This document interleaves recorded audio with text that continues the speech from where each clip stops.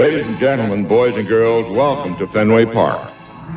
On April 22, 2007, the crowd at Fenway saw something no Red Sox patrons ever had seen. In the third inning of a 7-6 conquest of the Yankees, the Red Sox went back to back to back to back. The Red Sox were trailing 3-0 with 2 outs when Manny Ramirez stepped to the plate. Manny saw a pitch to his liking and sent it far over the wall in left center.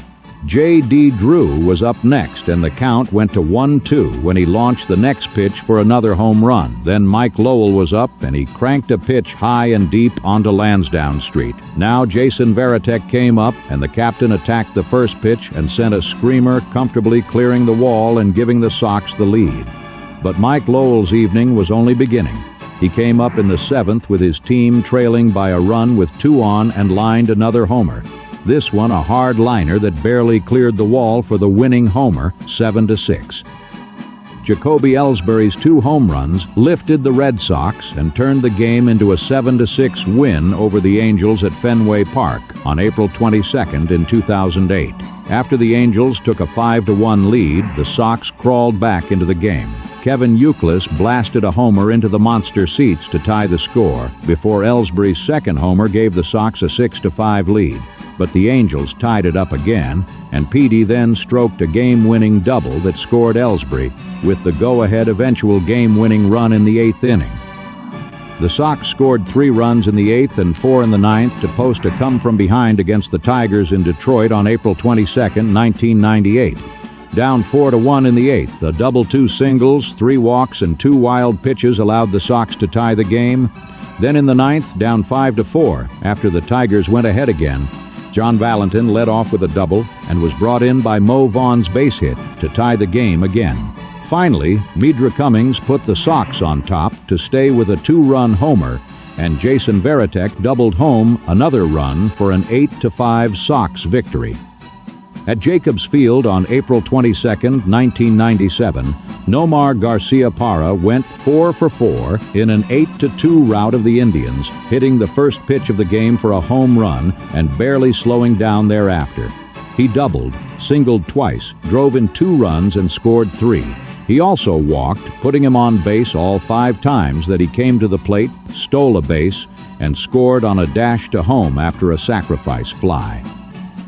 On April 22nd in 1994, Billy Hatcher stole home with the Red Sox trailing 5-4 in the 7th inning, tying up the game. The Sox went on to win a dramatic 6-5 walk-off victory when Mo Vaughn singled with the bases loaded in the bottom of the 9th. Down 4-1 at Comiskey Park on April 22, 1961, the Sox battled back in the 9th inning to score 5 runs. Then in the 11th inning, Pumpsie Green knocked out a homer that topped the White Sox 7-6. The American League season opened at Fenway Park on April 22, 1915, and the Red Sox walked away with a 7-6 win over the Philadelphia A's. With 1 down in the last of the 9th and the Sox behind by a run, Hick Cady and Pinch Thomas were both walked and both moved ahead on a double steal. With 2 outs, Heine Wagner popped one over the infield as the base runners legged it for home. Philly third baseman Eddie Murphy took a beat on it, but the wind was blowing so hard the ball glanced off his glove and bounded away, allowing the 2 winning runs to score.